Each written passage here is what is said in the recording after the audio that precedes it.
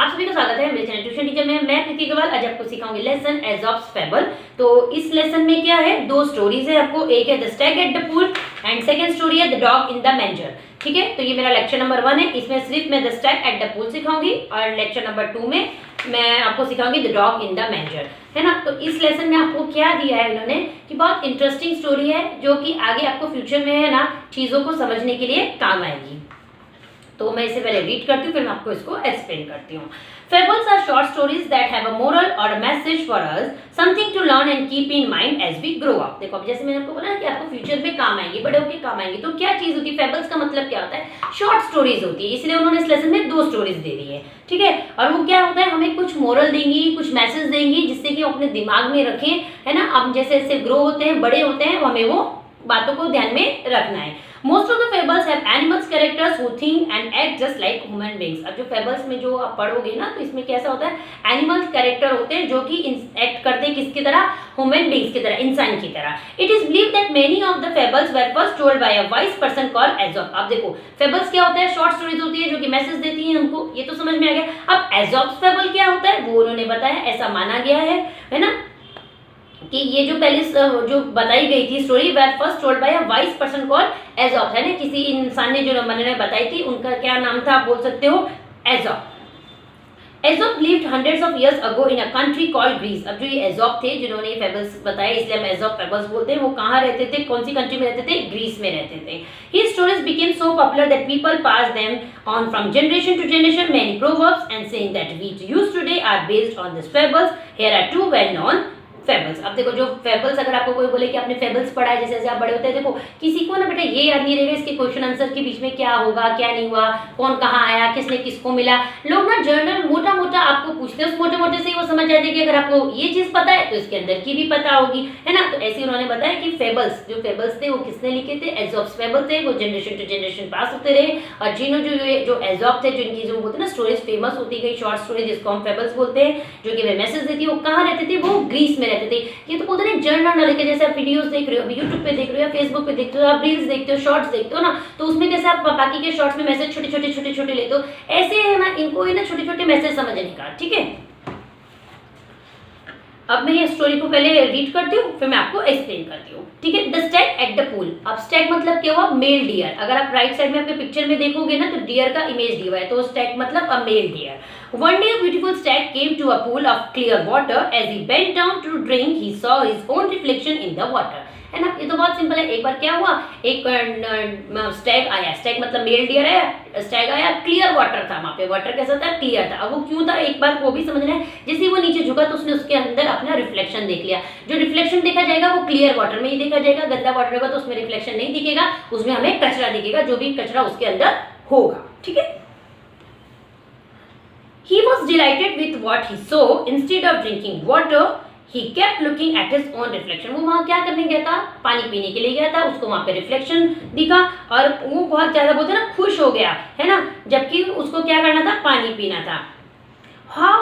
How handsome I look, he said to himself. वो अपने आप ही बोल रहा है, वाओ मैं कितना अच्छा लग रहा हूँ, हैंडसम लग रहा हूँ।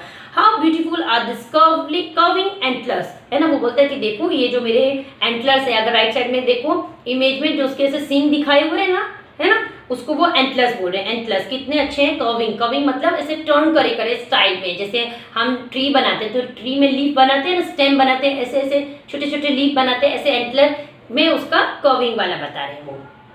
How they add to my beauty, how graceful they look, बोलते हैं ये मेरी ब्यूटी में कितना अच्छा लग रहा है ना, ये कितने ग्रेसफुल है, मतलब कितने सुंदर है।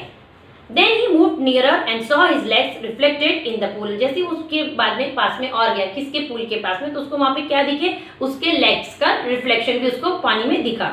He was quite disgusted, मतलब बोलते ना जैसे उसने अपने पैरों को देखा ना, डिस्गस्टेड मतलब थोड़ा सा ना निराश टाइप का हो गया, उसको अच्छा नहीं लगा। क्यों नहीं लगा, Look at my leg, they are so ugly. जैसे उसने अपने पैरों को देखा और बोला, अरे बाप रे देखो मेरे पैर क्या है, वो अगली है ना। ब्यूटीफुल का अपोजिट क्या हो गया, अगली। उसके ब्यूटीफुल क्या थे, एंटलर्स, उसके अगली क्या थे, उसके लेग, है ना। तो उसने कौन सा एक्सप्रेशन दिया, अग का अगर कोई बोले अग, है ना, तो आप कौन सा ये एक्सप्रेशन होगा जब आपको बोलते हैं ना कोई चीज आप पसंद नहीं करते हो, है ना, ऐसा।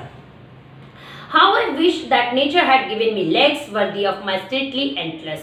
ठीक है। अब उसका कहना है कि भगवान ने एक तरीके से मुझे किस तरीके के पैर दे दिए और मेरे एंटलर्स कैसे हैं, ठीक है। As he was brooding in this way the stag heard an arrow going swish across the pool. देखो जैसे होता है ब्रूडिंग, ब्रूडिंग बोल सकते हैं जैसे कि वो सैडली उसका सोच रहा था मेरे एंटलर्स कितने अच्छे हैं और मेरे पैर कैसे हैं, ठीक है। ऐसे वो सोच ही रहा था, हाँ किधर है ना। इतने में उसने क्या सुना, एरो का स्विच। स्विच क्या होता है, जो एरो की आवाज पास होती है ना, एरो की जो आवाज पास हुई उसको बोलते हैं स्विच। कहाँ पे हुई, अक्रॉस द पुल, वो पुल के पास ही था जब वो सोच ही रहा था। At the same time he picked up the scent of hunters with a quick turn he bounded away. जैसे ही उसको समझ में आया कि यहाँ पे कौन आ गया है, हंटर आ गया, उसके पास एरो है, जैसे उसने टर्न किया वो तुरंत वहां से भाग गया। His legs carried him swiftly into the forest, यानी उसके जो डियर स्टैग के जो पैर थे मेल डियर के, इतना टर्न के साथ में वो फास्ट भागा, डायरेक्ट वो कहाँ पहुंचा, फॉरेस्ट में, जंगल में। The hunters were hot on his trail, but they were no match for his speed। अब इतना hot on his trail मतलब बोलते हैं कि जैसे वो स्टैग फॉरेस्ट की तरफ भागा ना फटाफट से, जो हंटर्स थे वो भी हॉट ऑन हिज ट्रेल थे, मतलब उसको बोलते हैं कैच करने के एकदम पास में थे, लेकिन उसको कैच नहीं कर पाए। Soon stag left the hunters far behind, है ना। थोड़ी देर के अंदर ही देखा कि स्टैग ने क्या किया है ना, उनको बहुत पीछे छोड़ दिया। यानी स्टैग जो मेल डियर होता है उसकी जो स्पीड होती है, उसके जो पैर है इतने फास्ट भागते हैं कि उसको पकड़ना इतना आसान नहीं है, इसलिए हंटर्स भी उससे पीछे रह गए। Safe and out of the hunters reach the Stag slowed down. जब उसे लगा कि हाँ अब मैं बहुत फास्ट आ चुका हूँ, बहुत दौड़ के आ चुका हूँ, अब यहाँ पर हंटर नहीं है, उसने अपनी स्पीड को क्या कर दिया, स्लो कर दिया। Suddenly without realizing it, he walked into a thicket। अब उसको उतना समझ में आया नहीं और अचानक से कहाँ चला गया वो, thicket। thicket मतलब आप बोल सकते हो जो घना जंगल होता है, झाड़ी वगैरह होती है ना, सूखे सूखे पेड़ होते हैं। There were trees with strong branches growing close together। वहाँ पे जो ट्रीज थे उसके जो ब्रांचेस थे ना वो कैसे थे, स्ट्रॉन्ग थे और एकदम एक दूसरे के पास में था। झाड़ियाँ बोलते हैं ना, आपने फिल्मों में देखा होगा कि गुंडे लोग भाग रहे होते हैं, पुलिस उनके पीछे भाग रही होती है, ऐसे झाड़ों को साइड में करते हैं, है ना, तो उसको बोलते हैं thicket। And alas, the same entrance of which he was so proud got caught in the thick growth, है ना। आप देखो फिर अलास, अलास बोला था आपको पहले भी समझ जाना, ये किस तरीके का एक्सप्रेशन हो गया, सैडनेस का। अचानक से क्या हो गया, उसके जो वो एंटलर्स थे, सींग जो थे, वो जो थिकेट फॉरेस्ट में गया था ना, जो ट्री के जो स्ट्रॉन्ग ब्रांचेस थे उसमें जाके वो फंस गए। अब आप नीचे की राइट साइड की इमेज में देखो कैसे एंटलर्स है ना उसके ट्री में जाके फंस गए। The same antlers of which he was so proud got caught in the thick growth, है ना, जहाँ पे वो झाड़ी थी उसमें फंस गया, जिसके लिए वो क्या हो रहा था, बहुत प्राउड फील कर रहा था, हाउ ब्यूटीफुल आई एम, है ना। The stag tried to shake himself free, but the more he struggled, the more entangled his antlers got in the branches। अब देखो सिंपल चीज है, कहीं भी हम फंस जाते हैं, इवन हमारा दुपट्टा या कोई कपड़ा भी हमारा फंस जाता है तो हम क्या करते हैं, हिलाते हैं ना कि वहां से निकल जाए, है ना। ऐसे उसने भी ऐसे अपने आप को शेक किया कि वहां से वो थिकेट में से क्या करे, वो निकल जाए उस ट्री के ब्रांचेस में से। लेकिन जितनी जितनी वो कोशिश कर रहा था उतना उतना समझ लो कि वो उसमें फंस रहा था। Once again the stag could hear the hunters drawing close and grew afraid। अब जैसे ही उसको पता चला कि अरे यहाँ पे उसको एहसास हो गया कि यहाँ पर हंटर्स जो है ना पास में आ चुके हैं, है ना, उसके अंदर क्या होने लगा, डर बैठने लगा। देखो पहले तो क्या था, जब पुल के पास था उसने फटाफट टर्न मारा, फटाफट भागा, हंटर्स उसके पास थे लेकिन वो इतना फास्ट भागा कि हंटर्स क्या हो गए, पीछे हो गए। अब जैसे वो धीरे धीरे स्लो हो गया, अचानक उसको टिकट मिला, टिकट के अंदर उसके एंटर्स फंस गए। अब जब फंस गए वो हिलाने की कोशिश कर रहा है, नहीं निकल पा रहा, समय तो पास हो रहा है ना, टाइम तो लैप्स हो रहा है, वो एक एक मिनट तो नहीं आपको बताएंगे, है ना। तो अब उसमें क्या हुआ, जो हंटर हंट करने हैं उसका भी तो दिमाग होगा ना कि वो भी तो ढूंढ ही रहा होगा। अब इस दौरान में वो हंटर उसके पास में आ गया।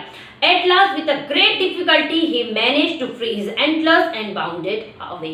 ठीक है, बहुत बोलते हैं ना मुश्किलों के साथ में उसने अपने आप को मैनेज किया और अपने एंटलर्स उस थिकेट में से, उस जो ट्री का ब्रांच है उसमें से उसको अपने एंटलर्स को निकाल लिया। I realize now that my ugly feet saved my life. I was so proud of this handsome antlers, but they would have been the cause of my death। देखो बोलते हैं ना, जिसको मुसीबत मजबूरी पता होती है, जब उसको पार करके आता है वो उसको ही पता होता है। ऐसे उसने जब डिफिकल्टी से अपने एंटलर्स निकाले थे ना थिकेट में से, तब उसके बाद उसको एहसास हो गया है कि वो किसको, जो उसके अगली फीट को बोल रहा था ना कि मेरे फीट क्या है, अगली है, मुझे गॉड ने ऐसे दी है ना, अगली है, उसने मेरी लाइफ को बचा लिया। कैसे बचा लिया? क्योंकि वो फास्ट रन कर रहा था, है ना, और जिसके लिए वो प्राउड फील कर रहा था, वाओ कितने हैंडसम है ना, ग्रेसफुल है ना, उसकी वजह से उसका क्या हो रहा था, उसकी वो ना मौत का कारण बन सकता था, कॉज ऑफ डेथ बन सकता था, लेकिन उसने डिफिकल्टी के साथ से उसको निकाल लिया था। नहीं निकालता तो क्या होता, हंटर पास में तो उसे मार देता। Very often we dislike the very things that are most useful to us. यानी इसमें से फेबल्स में से एज़ोफेबल का जो इतना हमने पढ़ा स्टेक के बारे में, इसका लास्ट की लाइन में से आपको क्या मोरल मिला है कि ज्यादातर हम उन चीजों को नापसंद करते हैं जो हमारे जीवन के लिए अच्छी होती है। तो इधर से हम क्या सीखेंगे कि ऐसा नहीं है जो हमें पसंद है हम वही काम करेंगे, हमें कुछ कामों को इसलिए भी करना चाहिए कि शायद वो आगे जाके हमारे लिए काम आए। जैसे हम दान पुण्य करते हैं, लोगों की मदद कर देते हैं और फिर उसे भूल जाते हैं, ऐसी कुछ चीजें नापसंद को भी हमें यही सोचना चाहिए कि शायद ये चीज हमें आगे कहीं ना कहीं काम जरूर आएगी। तो अगर वीडियो अच्छा लगा तो वीडियो को लाइक करिएगा, शेयर करिएगा, यूट्यूब पे देख रहे हैं तो चैनल को सब्सक्राइब करिएगा, फेसबुक पे देख रहे हैं तो पेज को फॉलो करिएगा। Thank you.